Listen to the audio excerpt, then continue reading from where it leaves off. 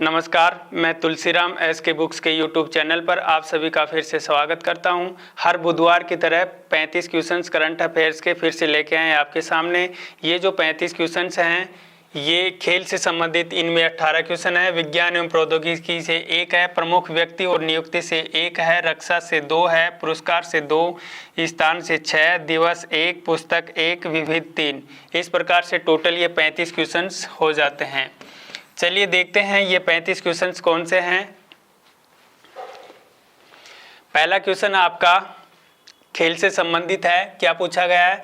4th Asian para games 2023 में भारत ने कुल कितने पदक जीते हैं? कुल कितने पदक जीते?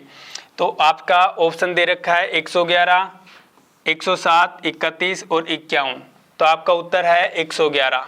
भारत ने 4th एशियन पैरा गेम्स 2023 में कुल 111 पदक जीते हैं, जिनमें 29 स्वर्ण पदक हैं, 31 रजत पदक हैं तथा 51 कांस्य पदक हैं। इनके साथ साथ हमने यहाँ ये जो पिक्चर दे रखी है इसमें देखिए ये टोटल 111 पदक हैं, 29 हैं ये स्वर्ण पदक हैं गोल्ड मेडल, 31 रजत पदक सिल्वर मेडल, 51 ब्रॉन्ज मेडल यानी कांस्य पदक हैं। तो 111 पदकों के साथ भारत का 5वां स्थान इन 4th एशियन पैरा गेम्स में रहा है। अब यहाँ अगर क्वेश्चन में ध्यान दीजिए 2023 की जगह 2022 दे दिया तो आप समझ लीजिए कि उसका उत्तर भी 111 ही होगा, क्योंकि इन खेलों का आयोजन 2022 में होना था, लेकिन कोरोना की वजह से 2022 में इनका आयोजन ना करवाकर 2023 में इनका आयोजन हुआ है, जो चीन के होंगजाऊ में 22 अक्टूबर से 28 अक्टूबर तक चला है। और ये जो पहला एशियन पैरा गेम्स हैं ये 2010 में गवांगझू चीन में आयोजित हुए थे। अब कौन सा हो रहा है? 4th।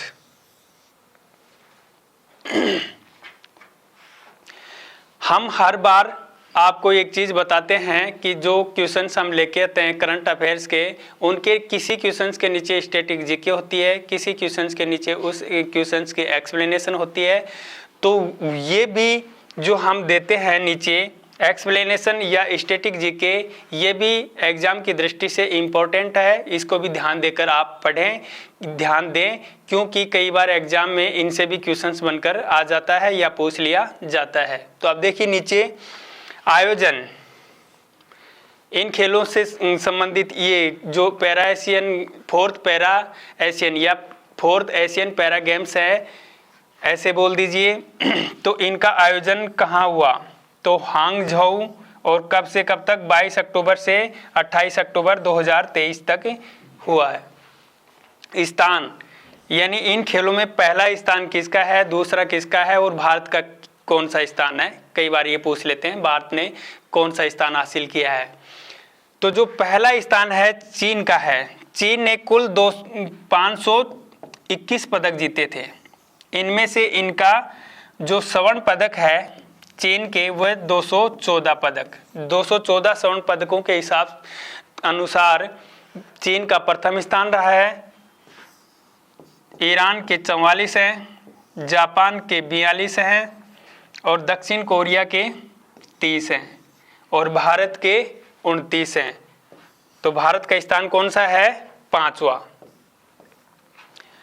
तो पहला स्थान है चीन का, दूसरा ईरान का, तीसरा जापान का, चौथा दक्षिण कोरिया का और 5वां भारत का। और हमेशा ये स्थान उसी के अनुसार डिवाइड किया जाता है जो स्वर्ण पदक के ऊपर निर्धारित होता है, यानी जो स्वर्ण पदक सबसे ज़्यादा जीतता है उसी के अनुसार उसको स्थान मिलता है। तो स्वर्ण पदक सबसे ज़्यादा चीन ने 214, ईरान ने 44, जापान ने 42, दक्षिण कोरिया ने 30 और भारत ने 29। चलिए देखते हैं अगला question. 4th Asian para games 2023 में पैरा कैनोई में स्वर्ण पदक जीतने वाली पहली भारतीय कौन है? अवनी लेखरा, सिप्त कौर सिमरा, प्राची यादव, दीप्ति जीवन जी। तो आपका उत्तर है प्राची यादव। ये हैं प्राची यादव। इसकी स्क्रीनशॉट ले सकते हैं आप। आगे देखिए, एशियाई पैरा गेम्स 2023 में एक ही संस्करण में, यानी एक ही खेल में, ये कौन सा संस्करण है? 4th एशियन या एशियाई पैरा गेम्स का ये 4th संस्करण है जो 2023 में हुआ है। तो एक ही संस्करण में 2 स्वर्ण पदक जीतने वाले पहले भारतीय कौन हैं? अवनी लेखरा, सुमित अंतिल, अंकुर धामा, निमिषा सुरेश। तो आपका उत्तर है अंकुर धामा। ये हैं अंकुर धामा। अगला क्वेश्चन देखिए, 4th पैरा एशियन गेम्स में पुरुष वर्ग में जेवलिन थ्रो व डिस्कस थ्रो दोनों प्रतियोगिताओं में स्वर्ण पदक जीतने वाले भारतीय खिलाड़ी कौन हैं? नीरज चोपड़ा, टेकचंद्र, नीरज यादव, सुहास, यतिराज। तो आपका उत्तर है नीरज यादव। ये है नीरज यादव। इन्होंने जेवलिन थ्रो व डिस्कस थ्रो दोनों में स्वर्ण पदक जीता है। आगे देखिए, 4th पैरा एशियन गेम्स 2023 में पुरुष जेवलिन थ्रो में स्वर्ण पदक जीतने वाले खिलाड़ी कौन हैं?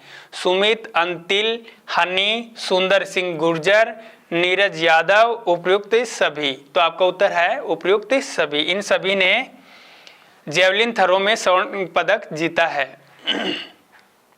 आगे देखिए, पैरा एशियन गेम्स 2023 में अवनी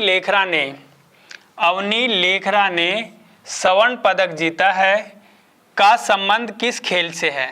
किस खेल से है? अवनी लेखरा कौन सा खेल खेलती हैं? शूटिंग। आपका उत्तर है शूटिंग। तो ये पैरा शूटिंग से संबंधित है। आपका उत्तर हो गया पैरा शूटिंग। ये है अवनी लेखरा।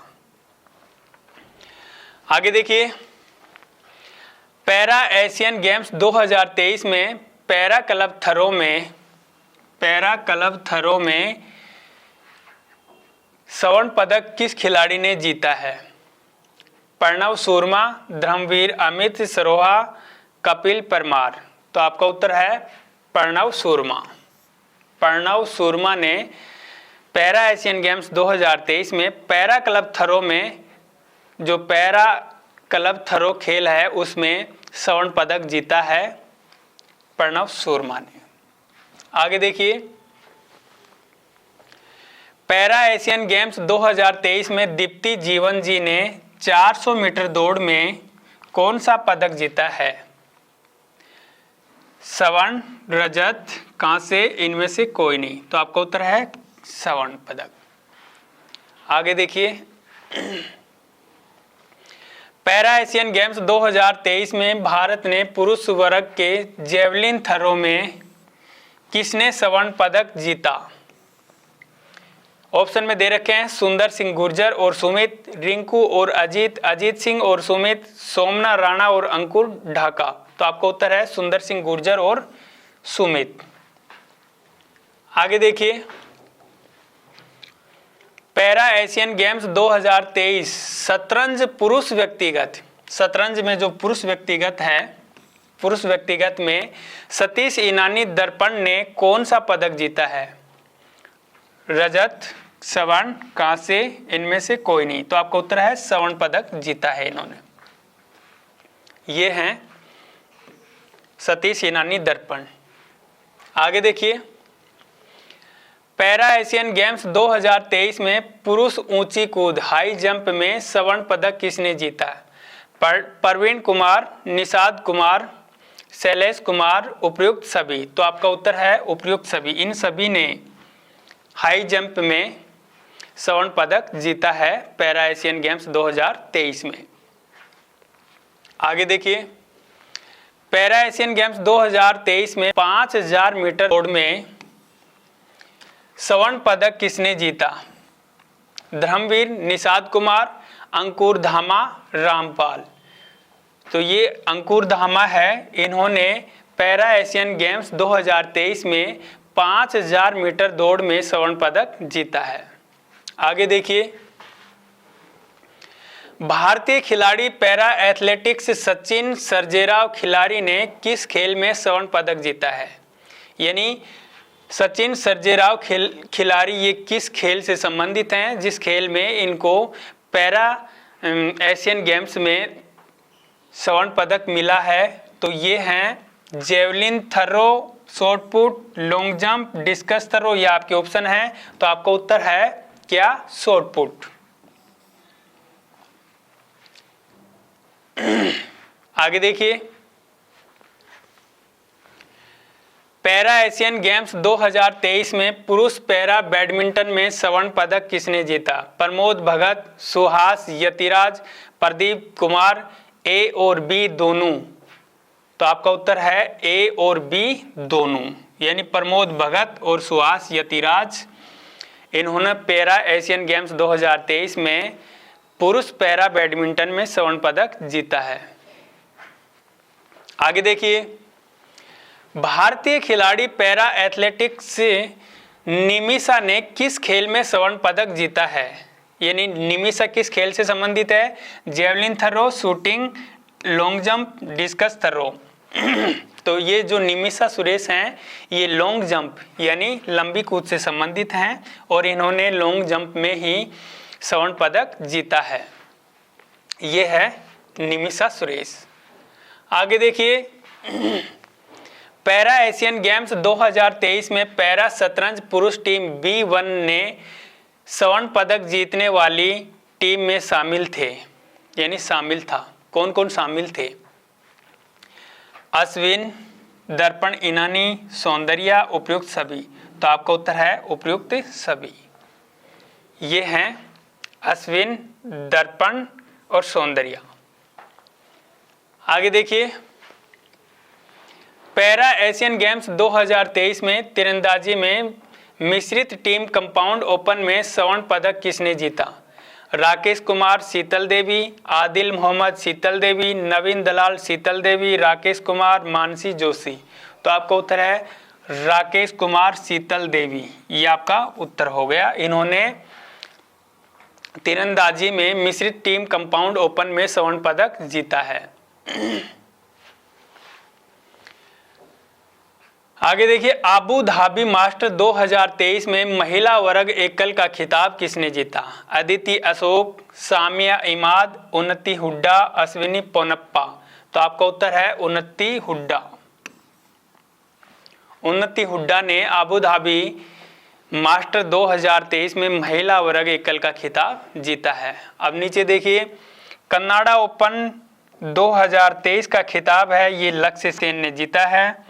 विश्व बैडमिंटन चैंपियनशिप 2023 का खिताब किसने जीता है? मैग्नस कार्लसन ने। तो ये हो गए आपके खेल से संबंधित क्वेश्चंस। अब आगे के क्वेश्चंस सर लेके आ रहे हैं।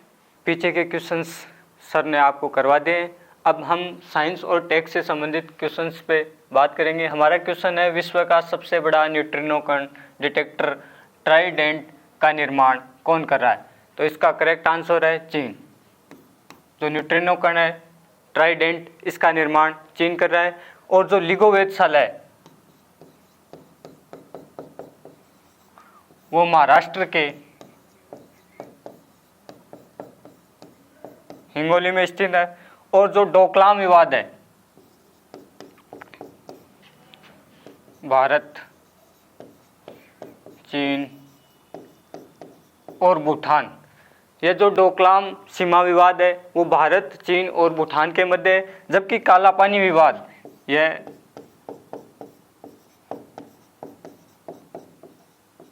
भारत व नेपाल के मध्य है। अब हमारा नेक्स्ट क्वेश्चन है प्रमुख व्यक्ति और अपॉइंटमेंट से संबंधित। हाल ही में चुनाव आयोग ने किसे राष्ट्रीय आइकॉन नियुक्त किया है? तो हाल ही में राजकुमार राव को राष्ट्रीय आइकॉन नियुक्त किया है इलेक्शन कमीशन ने। इससे पहले सचिन तेंदुलकर को भी चुनाव आयोग ने राष्ट्रीय आइकॉन नियुक्त किया था। चुनाव आयोग, एक चुनाव आयोग को जो चुनाव आयुक्त है उनकी नियुक्ति को लेकर सुप्रीम कोर्ट में एक केस लगा था। अनूप कुमार बरनवाल केस। इसमें जो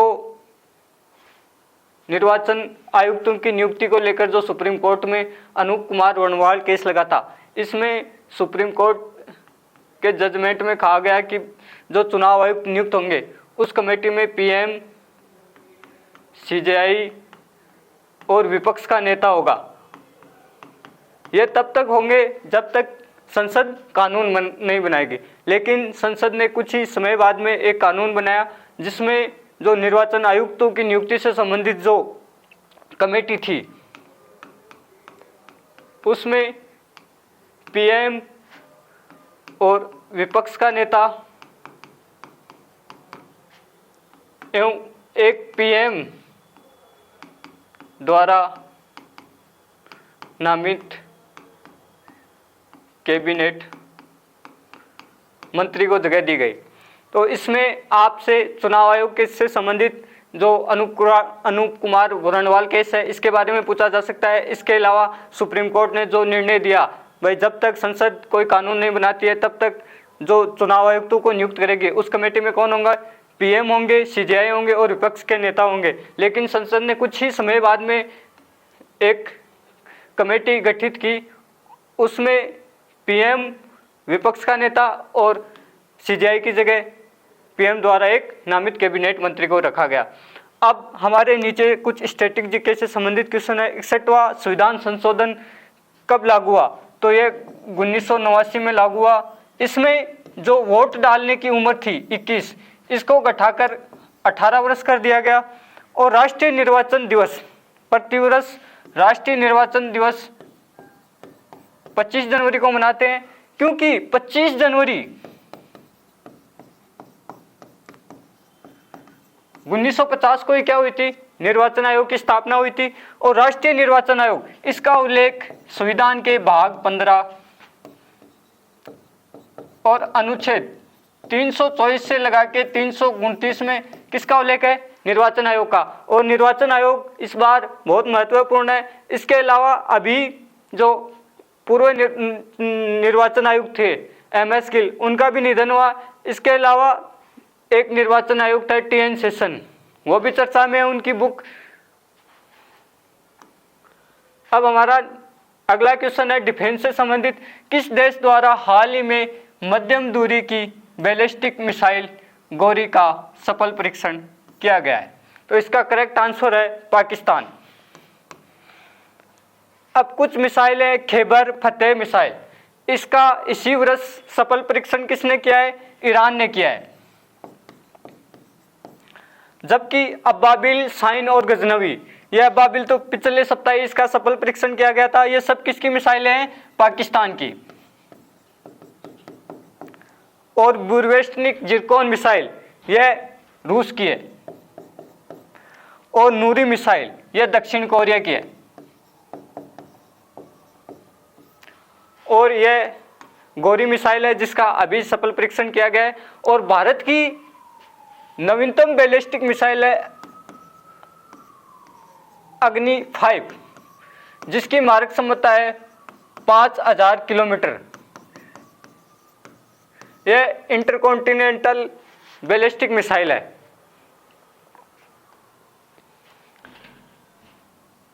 हाल ही में मलेशिया और भारतीय सेनाओं के मध्य कौन सा अभ्यास हुआ है? तो अभी रिसेंटली भारत और मलेशिया की सेनाओं के मध्य हरिमो शक्ति अभ्यास हुआ है। और वीर गोर्जन, धर्म गोर्जन, जिम्मेक्स, ये सैन्य युद्धाभ्यास 2023 में भारत और जापान के मध्य हुए हैं।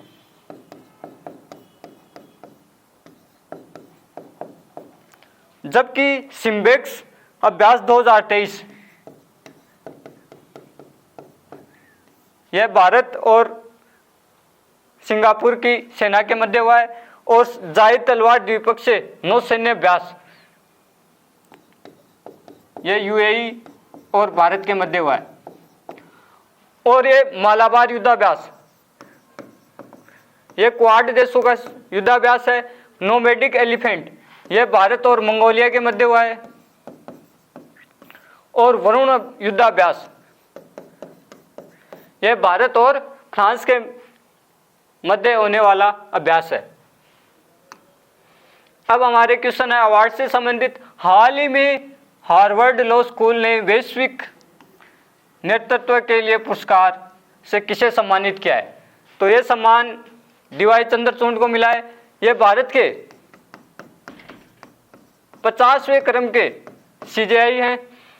इसके अलावा central bank governor of the award, यह अवार्ड आरबीआई के गवर्नर शक्ति कांत को दिया गया है। जबकि नवतेज कौर केस 2018 का, इसमें समलैंगिकता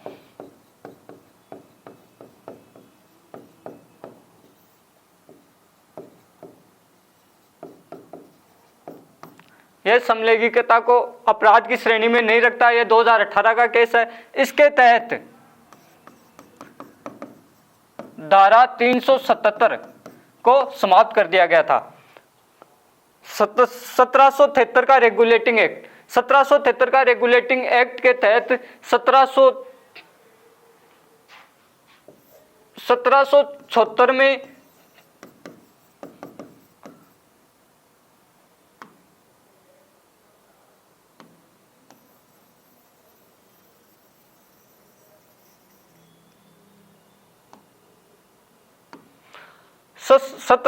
के रेगुलेटिंग एक्ट के तहत 1776 में कलकत्ता में उच्च न्यायालय की स्थापना की गई, जो भारत का प्रथम उच्च न्यायालय था, जिसके प्रथम मुख्य न्यायाधीश एलिजा एम्पे थे। और यह एलिजा एम्पे का क्वेश्चन पूछ लिया गया है कि जो कोलकाता उच्च न्यायालय था उसका प्रथम मुख्य न्यायाधीश कौन था? तो उसका करेक्ट आंसर क्या होगा? एलिजा एम्पे। हाल ही में ग्लोबल टीचर अवार्ड 2023 के लिए किसे चुना गया है? तो इसका करेक्ट आंसर है दीपक नारायण नायक। अंतर्राष्ट्रीय बुकर पुरस्कार 2023, इसका खिताब जॉर्जी गोस्पिडिनोव को दिया गया है। इनका उपन्यास है टाइम शेल्टर, इसके लिए इनको यह अंतर्राष्ट्रीय बुकर पुरस्कार 2023 दिया गया है। गांधी शांति पुरस्कार यह गीता प्रेस गोरखपुर को दिया गया है। जबकि नोबेल शांति पुरस्कार 2023 यह ईरान की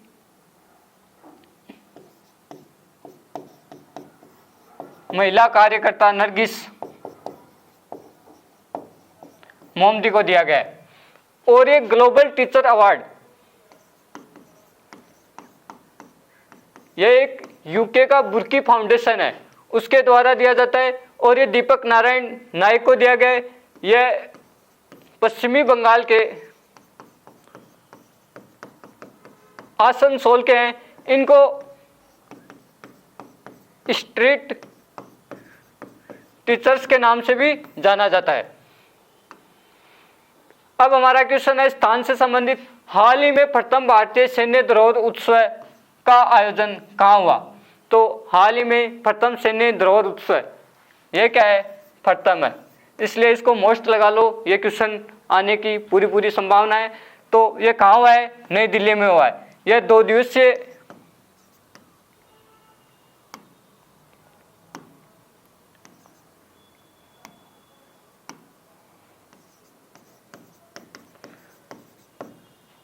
दिवसीय उत्सव है, जिसका शुभारंभ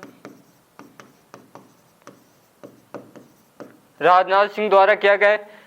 अब हमारे कुछ स्टैटिक जीके से संबंधित क्वेश्चन है। भारत के नवीनतम यूनेस्को धरोहर स्थल,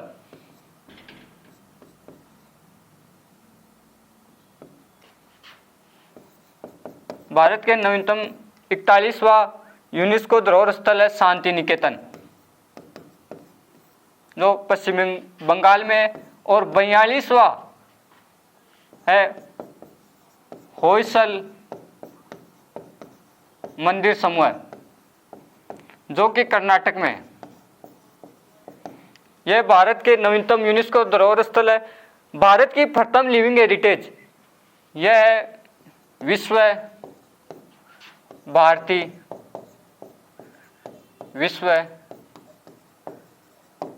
विद्यालय। यह रविंद्रनाथ टैगोर ने इसकी स्थापना की थी। भारत के अमूर्त धरोहर स्थल,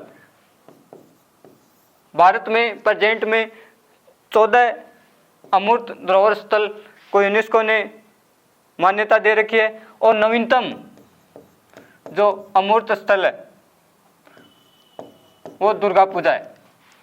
अब इसमें आपसे भारत के यूनेस्को धरोहर स्थल पूछ सकता है, तो अभी नवीनतम 41 और 42 नंबर के जो धरोहर स्थल है यूनेस्को द्वारा लिस्टेड, उसमें एक है शांति निकेतन और एक है होयसल मंदिर समूह जो कर्नाटक में है। और प्रथम लिविंग हेरिटेज का दर्जा किसे दिया गया है? विश्व भारती विश्वविद्यालय जो रविंद्रनाथ टैगोर द्वारा स्थापित की गई थी। इसके अलावा भारत में अमूर्त धरोहर स्थल ये जो यूनेस्को धरोहर स्थल घोषित करता है उनमें 2-3 होते हैं। एक होते हैं प्राकृतिक, एक होते हैं मिश्रित, एक होते हैं अमूर्त।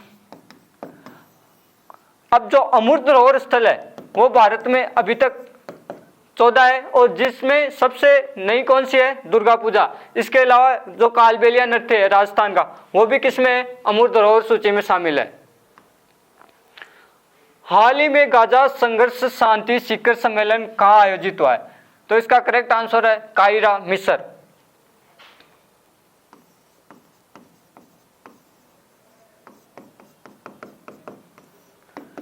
यह जो गाजा कॉन्फ्लिक्ट चल रहा है इसमें के समाधान को लेकर मिस्र में एक शहर है कायरा, इसमें एक शांति सम्मेलन का संचालन हो रहा है और इसमें कुछ क्वेश्चंस दिए गए हैं अजय, ऑपरेशन अजय का संबंध। तो ऑपरेशन अजय का संबंध जो इजराइल में जो भारतीय फंसे हुए थे उनको निकालने के लिए चलाया गया, जबकि ऑपरेशन आयरन स्वॉर्ड इसका संचालन इजराइल कर रहा है।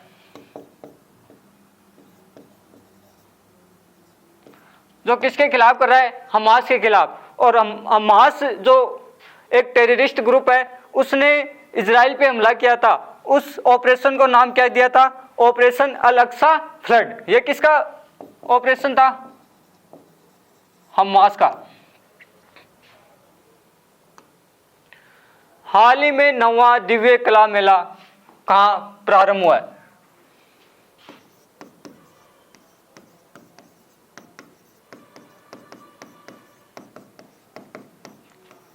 नौवां दिव्य कला मेला बेंगलुरु में प्रारंभ हुआ है, जो दिव्यांग उद्यमियों को प्रोत्साहन देने के लिए प्रारंभ किया गया है। तो इसका करेक्ट आंसर है बेंगलुरु। और कटी बिहू उत्सव का आयोजन, कटी बिहू उत्सव का आयोजन कहाँ हुआ है? आसाम में। नुआखाई और रज पर्व है, ये कहाँ मनाए जाते हैं? ओडिशा में। और बोनाल उत्सव यह तेलंगाना का है। तो यह एसएससी के सबसे फेवरेट क्वेश्चन है। नुआखाई पर्व है, रज पर्व है, कटी बिहू और बोनाल उत्सव है। इसके अलावा लोसर उत्सव है, यह कहाँ का है? लद्दाख का है। जबकि लोसांग यह कहाँ का है? सिक्किम का।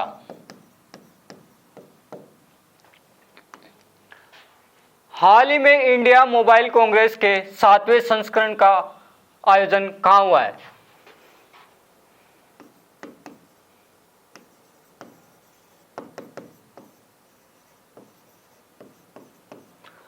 यह 7वें क्रम की मोबाइल कांग्रेस है। इसका आयोजन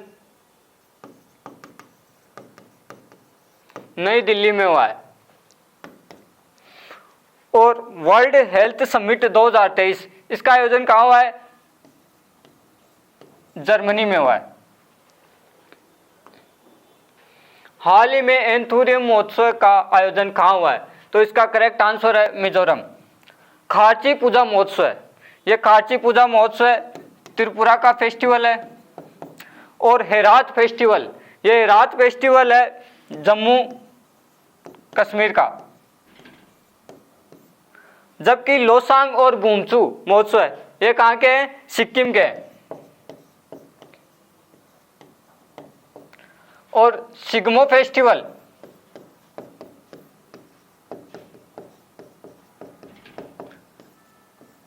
यह है गोवा का।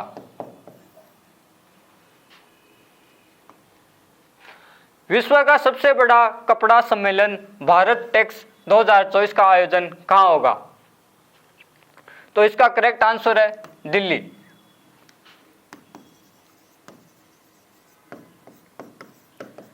यह विश्व का सबसे बड़ा कपड़ा सम्मेलन है भारत टेक्स। इसका आयोजन नई दिल्ली में फरवरी 2024 में होगा। और SCO 2023 का अध्यक्ष भारत था। और G20 2024 का अध्यक्ष कौन है? ब्राजील। और ICC क्रिकेट वर्ल्ड कप 2023 का आयोजन कहाँ हो रहा है? भारत में हो रहा है। अब हमारा क्वेश्चन है दिवस से संबंधित, हाल ही में संयुक्त राष्ट्र दिवस कब मनाया गया? तो हाल ही में संयुक्त राष्ट्र दिवस 24 अक्टूबर को मनाया गया।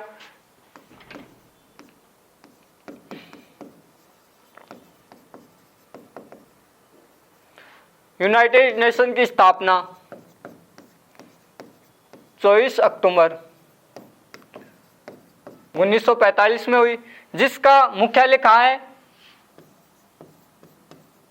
मैनहट्टन द्वीप,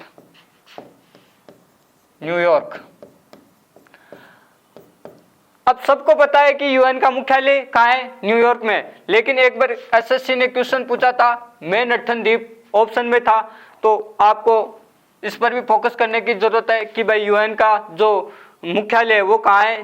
न्यूयॉर्क के किस द्वीप पे है? मैनहट्टन द्वीप पे। संयुक्त राष्ट्र महासभा के 78वें सत्र के अध्यक्ष कौन थे? डेनिस फ्रांसिस, जो कहाँ के हैं? त्रिनिदाद व टोबैको के हैं। यह क्वेश्चन आरपीएससी ने हाल ही में पूछा है कि जो 78वें सत्र के अध्यक्ष डेनिस फ्रांसिस है वो किस देश के हैं? किस देश के हैं? त्रिनिदाद और टोबैको के हैं। और जो ये संयुक्त राष्ट्र महासभा है इसको क्या कहते हैं? विश्व की लघु संसद। संयुक्त राष्ट्र का नवीनतम सदस्य, इसका नवीनतम सदस्य दक्षिणी सूडान है, जो 193 नंबर का देश है। संयुक्त राष्ट्र सुरक्षा परिषद में कुल कितने सदस्य हैं? तो संयुक्त राष्ट्र सुरक्षा परिषद में टोटल 15 सदस्य हैं और इनमें से 5 स्थायी सदस्य हैं, जबकि 10 अस्थायी सदस्य हैं। और जो ये 10 अस्थायी सदस्य हैं इनका कार्यकाल 2 वर्ष होता है।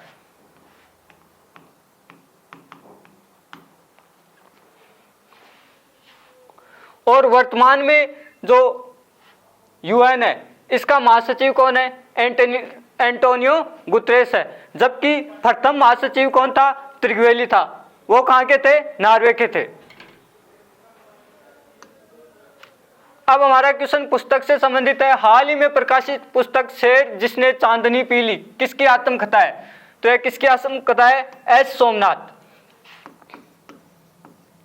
इसरो की स्थापना 15 अगस्त 1969 में हुई थी, जिसका मुख्यालय कहाँ है? बेंगलुरु में। और इसके 10वें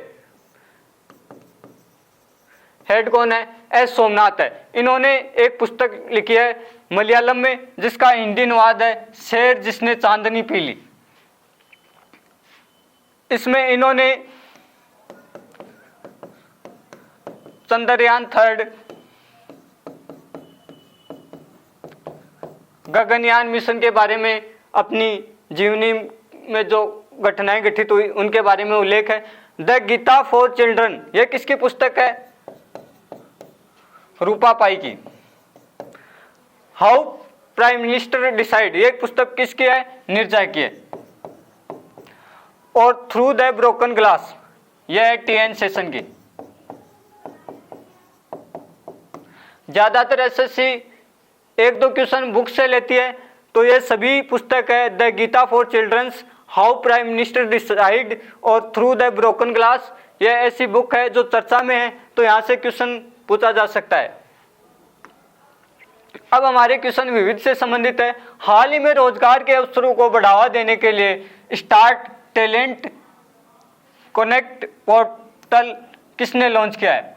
तो स्टार्ट टैलेंट कनेक्ट पोर्टल है वो राजस्थान द्वारा स्टार्ट किया गया है। और राइट टू हेल्थ बिल, ये राइट टू हेल्थ बिल सबसे पहले लाने वाला भी कौन था? राजस्थान।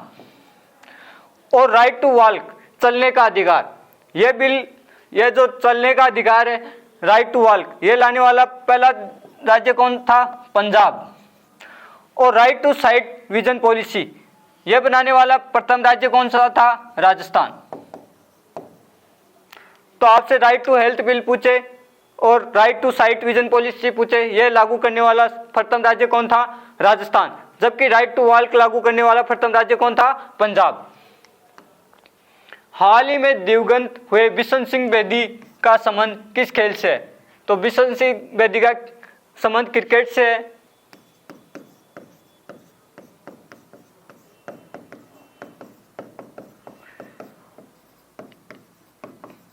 बिशन सिंह बेदी का संबंध अमृतसर पंजाब से था।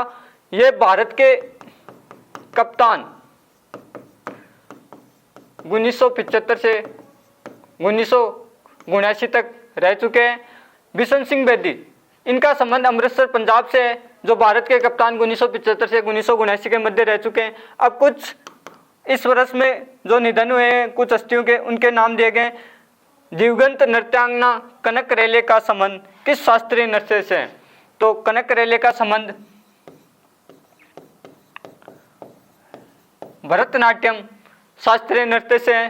दिवंगत एमएस गिल का संबंध, दिवंगत एमएस गिल कौन थे? भारत के पूर्व मुख्य चुनाव आयुक्त। और एमएस स्वामीनाथन, एमएस स्वामीनाथन को भारत में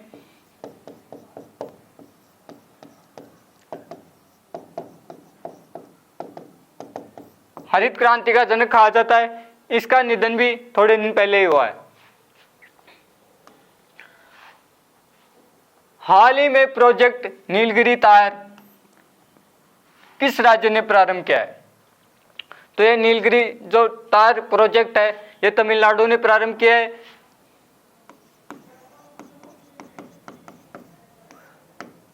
तमिलनाडु के सीएम है एम.के.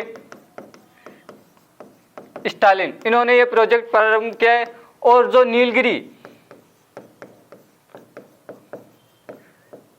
नीलगिरी तार है वो तमिलनाडु का स्टेट एनिमल भी है। इसके अलावा यह जो नीलगिरी तार है यह एक संकटग्रस्त प्रजाति है, इसलिए इस पर नीलगिरी तार प्रोजेक्ट स्टार्ट किया गया। प्रोजेक्ट क्लिप, यह एजुकेशन से संबंधित है, जो उत्तराखंड सरकार द्वारा प्रारंभ किया गया है। और प्रोजेक्ट उद्भव, यह सेना द्वारा स्टार्ट किया गया है, सेना के आधुनिकीकरण के लिए। और प्रोजेक्ट हाथी की शुरुआत 1992 में हुई थी। और इस वर्ष गज उत्सव असम में मनाया गया है। तो आपको हाथी प्रोजेक्ट कब शुरू हुआ यह भी पूछ सकता है, और इस वर्ष गज उत्सव कहाँ मनाया गया यह भी पूछ सकता है। प्रोजेक्ट टाइगर 1973 में स्टार्ट हुआ था और 2023 में इसके 50 वर्ष क्या हो गए? पूर्ण हो गए। इसी के साथ हमारी क्लास पूर्ण हो गई है। और आप हर बुधवार को इस क्लास से जुड़ना न भूलें। और क्लास अच्छी लगी तो लाइक कीजिए, शेयर कीजिए और चैनल को सब्सक्राइब कीजिए।